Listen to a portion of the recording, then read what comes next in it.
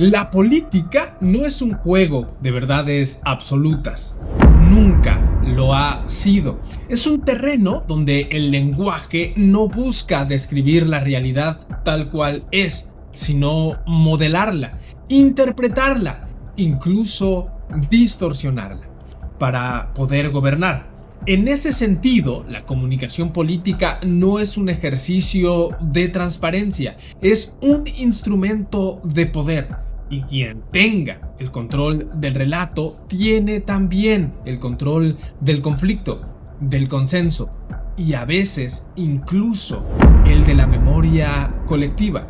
Por eso, cuando hablamos del gobierno de la llamada Cuarta Transformación, hay que ir más allá del discurso moral que divide entre quienes dicen tener la verdad y quienes no. Porque en este gobierno, como en el de todos los que han pasado y los que vendrán, no solo pueden mentir, sino que muchas veces necesitan hacerlo. No solo por cinismo puro, sino por estrategia, por pragmatismo, porque el poder, para sostenerse, requiere construir versiones útiles de la realidad, no necesariamente ciertas.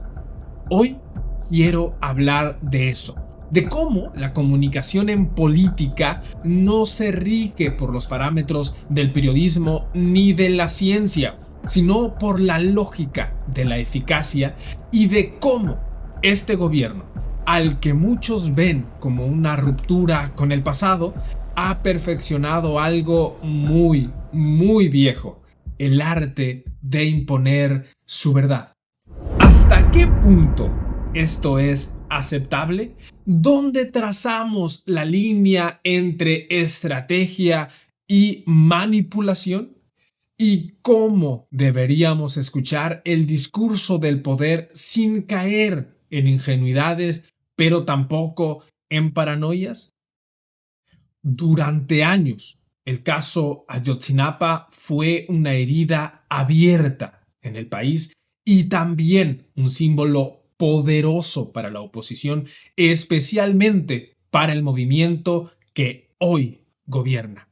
En mítines, en redes, en el discurso cotidiano de Morena, del antiguo presidente Andrés Manuel López Obrador, la desaparición de los 43 normalistas no solo era una tragedia, sino la prueba viviente de que el régimen anterior era brutal, mentiroso y corrupto.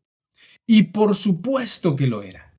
Fue el Estado, era la consigna más gritada y aclamada en el caso Ayotzinapa.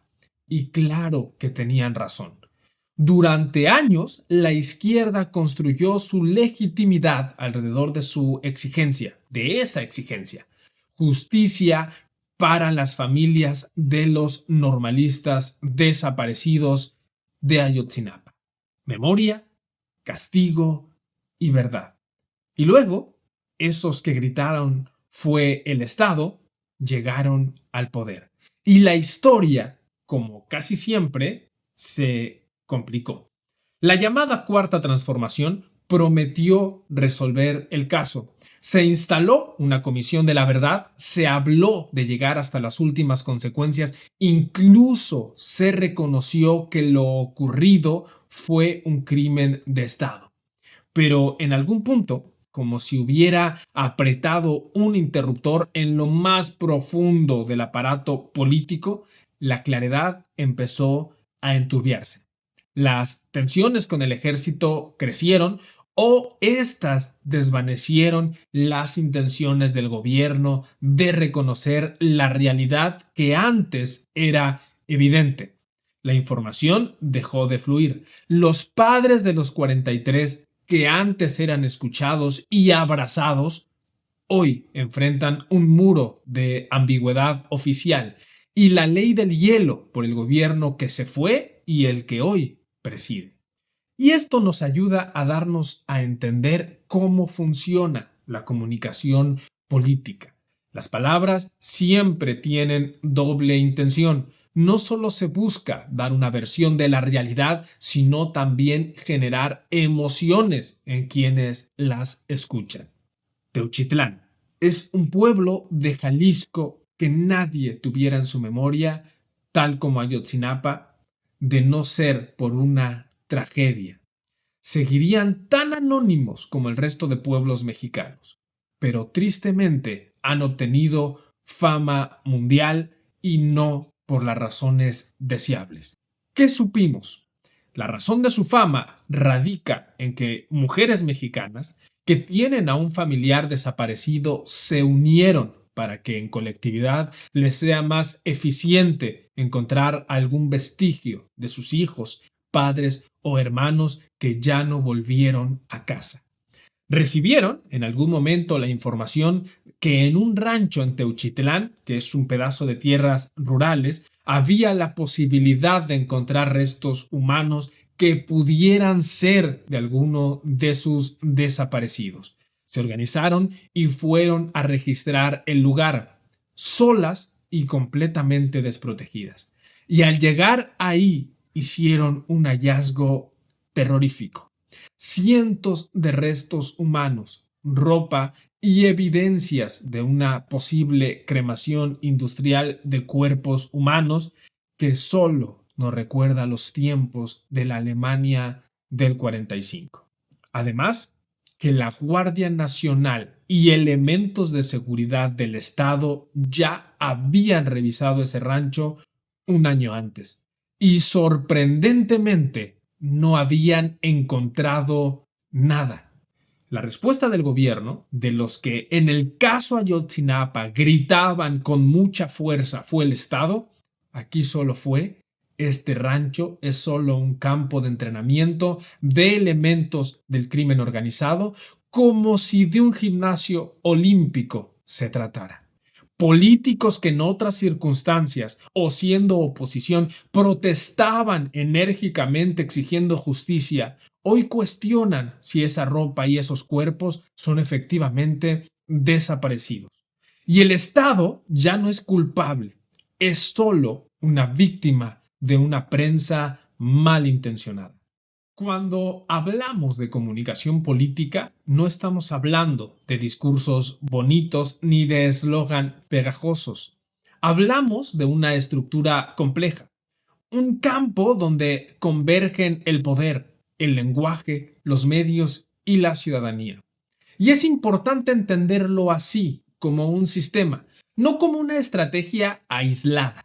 En términos académicos, la comunicación política se define como el proceso mediante el cual los actores políticos, es decir, gobiernos, partidos, líderes o instituciones, interactúan con los medios de comunicación y con la opinión pública para influir en percepciones, comportamientos y decisiones colectivas. Así lo plantean autores como el sociólogo Dominic Walton, uno de los teóricos más citados en este campo. Él dice que la comunicación política es el espacio donde interactúan tres actores: el político, el periodista y la opinión pública. No se trata solo de lo que se dice, sino de cómo circula esa información, con qué intenciones y sobre todo, y más importante, con qué efectos. La comunicación política no busca informar en el sentido periodístico del término. No se trata de contar simples hechos, sino de construir marcos de interpretación. Un lingüista, George Lakoff, ha trabajado extensamente sobre política en Estados Unidos y lo explica de la siguiente manera: quien controla el marco, controla el debate. Los gobiernos, por tanto, no solo comunican lo que hacen, sino que moldean la forma en la que eso debe ser entendido. Por ejemplo, cuando un gobierno habla de rescate o de austeridad republicana, o habla de recorte presupuestal, o habla de guerra contra el narcotráfico, o aparece en una rueda de prensa un pañuelo blanco diciendo hemos acabado con la corrupción, no está eligiendo palabras al azar, está dirigiendo la percepción. está sembrando un marco mental. En este sentido, la comunicación política no es un espejo de la realidad, es un lente que cambia de color y te permite mirar lo que miras de una forma diferente. En América Latina y especialmente en México, la comunicación política ha sido históricamente vertical, centralizada, dependiente del aparato estatal. Pero con la llegada de las redes sociales y la fragmentación de la audiencia, eso cambió. Hoy, gobiernos como el de la Cuarta Transformación de Andrés Manuel y el actual de Claudia Sheinbaum han desarrollado modelos de comunicación directa, donde el presidente no necesita intermediarios. La mañanera no es solo una conferencia de prensa, es un mecanismo de control narrativo, una herramienta para marcar agenda y desactivar críticas. José Luis Dader, catedrático de la Universidad de Salamanca, ha escrito que los populismos contemporáneos tienden a hiperpersonalizar la comunicación y neutralizar a los mediadores tradicionales. Eso es exactamente lo que vemos cada mañana en Palacio Nacional. Pero no confundamos. El objetivo no es que todos crean lo que se dice, sino que todos estén hablando de lo que se dice. La comunicación política moderna no aspira a convencer a todos. Le basta con dominar la conversación. En resumen, la comunicación política no es un accesorio del poder, es parte de su estructura, es una forma de gobernar. Entender esto no es ser cínico, es ser realista, porque en el mundo actual, en el mundo contemporáneo, gobernar es también comunicar. Y quien no lo entiende simplemente termina siendo un porrista de un gobierno que te miente a la cara. Gracias y nos vemos en un próximo video. Bye.